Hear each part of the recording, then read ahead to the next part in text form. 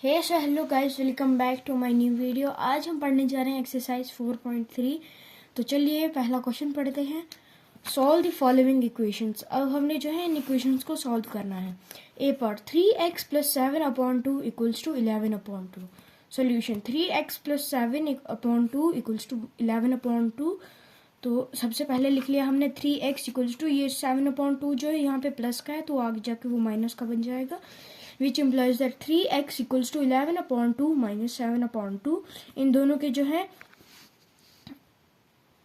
इन दोनों के डिनोमिनेटर जो है वो सेम है तो इसलिए हमने एक ही लिख लिया, which implies that 3x equals to 11 minus 7/2। तो 11 में से 7 निकाले तो answer 4, which implies that 3x equals to 4/2। 2 1 और 2 2 4। तो which implies that x equals to 2/3। जो x की वैल्यू निकली वो निकली हमारे पास 2/3। B part 5x plus 18 equals to 8. Solution 5x plus 18 equals to 8, which implies that 5x equals to, अब जो है प्लस 18 जो है वो प्लस का है तो आगे जाके वो माइनस का बन जाएगा।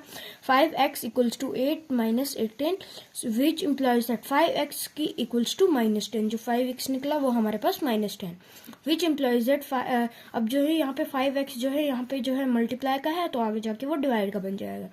x equals to minus 10/5, 5 1 5 minus 2 which implies that x की वैल्यू हमारे पास -2 निकल गई। C part x -1 equals to 5। Solution x -1 equals to 5, which implies that x equals to, अब जो है ये 1 जो है यहाँ पे माइनस का है तो आगे जाके वो प्लस का बन जाएगा। x इक्वल्स टू 5 + 1, तो 5 + 1 किया तो आंसर 6, तो हमारे पास x की वैल्यू निकल गई 6। D part x plus 6 equals to 2. Solution x plus 6 equals to 2, which implies that अब यहाँ पे जो है वो 6 जो है वो प्लस का है तो आगे जाके वो माइनस का बन जाएगा। तो x equals to 2 - 6, तो 2 में से 6 निकाला आंसर -4, तो x की वैल्यू निकली हमारे पास -4। E part y -4 equals to -7। Solution y -4 equals to -7 लिख लिया हमने। यहाँ पे जो है 4 जो है वो माइनस का है तो आगे जाके वो प्लस का बन जाएगा, which implies that y equals to -7 तो +4, तो माइनस प्लस हो गया माइनस, 7 में से 4 निकाले तो आंसर 3, तो बड़े के साथ नेगेटिव मार्क तो इसके साथ भी हमने नेगेटिव मार्क निकाल लिया, तो y की वैल्यू निकली हमारे पास -3। F part y -4 equals to 4. Solution y -4 equals to 4, which implies that, अब जो है यहाँ पे 4 जो है वो माइनस का है तो आगे जाके वो प्लस का बन जाएगा। y equals to 4 + 4, तो 4 + 4 हो गया 8, तो y की वैल्यू निकली हमारे पास 8। G part y + 4 equals to 4। Solution y + 4 equals to 4, अब जो है यहाँ पे जो है हमारे पास 4 जो है वो प्लस का है तो आगे जाके वो नेगेटिव बन जाएगा, which implies that y equals to 4 - 4, तो y की वैल्यू 0। तो इसके साथ पहला क्वेश्चन खत्म। अब दूसरा question, solve the following equations. ये भी वही है, इक्वेशंस को सॉल्व करना हमने। First part 3x - 3 bracket -x - 3 bracket equals to 12। अब जो है हम ये इस टाइप के क्वेश्चन आए हैं, तो सबसे पहले हमने जो है 3 को x के साथ मल्टीप्लाई करना है, उसके बाद 3 को -3 के उसके बाद 3 को जो है हमने 3 के साथ मल्टीप्लाई करना है, तो विच इम्प्लाइज दैट 3x जर होता है 3x, तो 3 3 जर होता है 9, तो लिख लिया 3x - 9 equals to, which implies that, अब जो है यहाँ पे ये 9 जो है वो माइनस का है तो आगे जाके वो प्लस का बन जाएगा, which implies that 3x equals to 12 + 9, which implies that 3x की इन दोनों को प्लस करके आंसर आ गया 21। अब जो है यहाँ पे 3x जो है वो मल्टीप्लाई का है तो आगे जाके वो डिवाइड का बन जाएगा, which implies that x equals to 21/3, 3 1 और 3 7, तो हमारे पास x की वैल्यू निकली 7। Second part 3 bracket p + 4 bracket equals to 21। Solution ये लिख लिया हमने सबसे पहले। अब जो है हमने 3 को p के साथ पहले मल्टीप्लाई करना है, उसके बाद p को 3p जो आंसर आएगा उसको हमने फिर दोबारा से हमने 3 को जो है 4 के साथ करना है, पहले 3 को p के साथ उसके बाद 3 को 4 के साथ, विच इम्प्लाइज दैट 3p जर होता है 3p और 3 4 जर होता है 12, तो लिख लिया हमने which implies that 3p + 12 equals to 21। Which implies that 3p, अब जो है देख सकते हैं आपकी 12 जो है वो यहाँ पे प्लस का है तो वो आगे जाके जो है वो माइनस का बन जाएगा. 3p equals to 21 minus 12 which implies that, इन दोनों को माइनस करके आ गया हमारा आंसर 9. 3p equals to 9. अब देखिए यहाँ पे जो है 3p जो है वो मल्टीप्लाई का है तो वो आगे जाके जो है वो डिवाइड का बन जाएगा. Equals to which implies that p equals to 9 upon 3. अब देख सकते हैं यहाँ p इक्वल्स टू 9 अपॉन 3, तो 3 1 सर और 3 3 सर 9, तो हमारे पास p की वैल्यू निकली 3.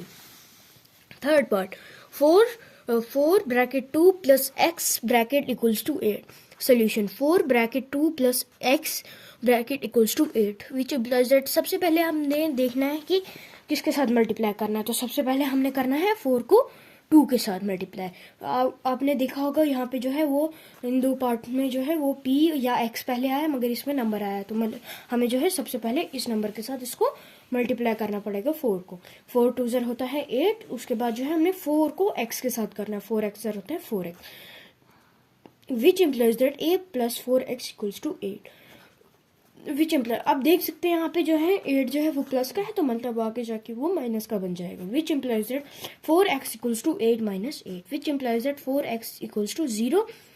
अब विच इम्प्लाइज दैट, अब जो है ये 4x जो है यहाँ पे जो है मल्टीप्लाई का तो मतलब कि वो आगे जाके डिवाइड का बन जाएगा. x equals to 0/4.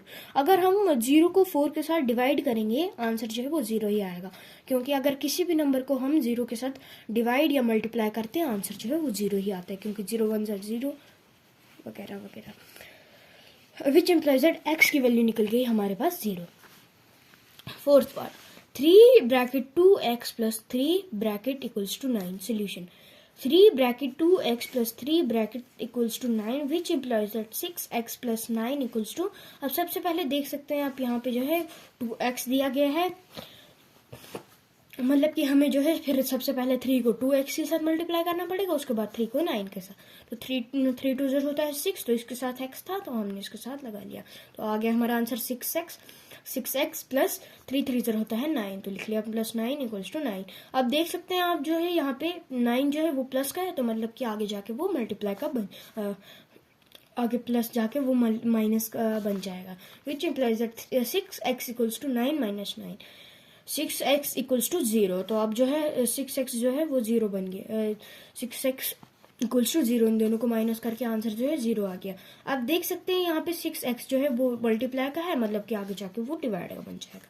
x equals to 0/6, तो अभी मैंने समझाया था किसी भी नंबर को अगर हम 0 के साथ डिवाइड या मल्टीप्लाई करते हैं आंसर 0 ही आता है, तो x की वैल्यू इसमें भी 0 ही निकली. Fifth part, -4 bracket 2 plus x bracket equals to 2. Solution -4, सबसे पहले आप देखेंगे -4 को 2 के साथ मल्टीप्लाई करेंगे हम. -4 पहले माइनस को हम साइड पे रख लेते हैं. 4 2 ज़र होता है 8, इसके साथ माइनस था तो हमने इधर भी माइनस लगा लिया. प्लस 4x ज़र होता है -4x. अब 4x ज़र होता है 4x, तो इसके साथ माइनस था तो हमने इधर पे माइनस लगा लिया. Equals to 12 which implies that, अब सबसे पहले -4x इक्वल्स टू, आप देख सकते हैं यहाँ पे जो है 8 जो है वो माइनस का है तो लिख लिया हमने इक्वल्स टू, आगे जाकर वो प्लस का बन जाएगा equals to 12 plus 8 which implies that -4x equals to 20 which implies that. अब जो है हमने यहाँ पे देख सकते हैं आपकी 4x जो है यहाँ पे मल्टीप्लाई का है तो मतलब कि आगे जाके वो डिवाइड का बन जाएगा. तो which implies that x equals to 20/4. 4 1 ज़र 4 माइनस 5 ज़र, तो x की वैल्यू निकली हमारे पास -5. 6 part, 4 bracket 2 plus x bracket equals to 10. Solution 4 bracket 2 plus x bracket equals to 10. तो सबसे पहले हमने जो है 4 को 2 के साथ करना है. 4 2 ज़र होता है 8 8 लिख लिया, प्लस 4x ज़र होता है 4x equals to 10 which implies that. सब आप देख सकते हैं यहाँ पे जो है 8 जो है वो प्लस का है, मतलब कि अब जो आगे जाके वो माइनस का बन जाएगा. 4x equals to 10 minus 8 which implies that 4x equals to 10 में से 8 निकाला तो आंसर 2. तो अब जो है हमने 2 यहाँ पे देख सकते हैं 4x जो है वो मल्टीप्लाई का है, मतलब कि आगे जाके वो डिवाइड का बच जाएगा. तो which implies that x equals to 2/4. अब जो है 2/4 जो है आपस में करते हैं, 2 1 ज़र 2 2 ज़र 4. तो विच इम्प्लाइज दैट x की वैल्यू 2. तो आज के लिए इतना ही, कल मिलते हैं, बाय.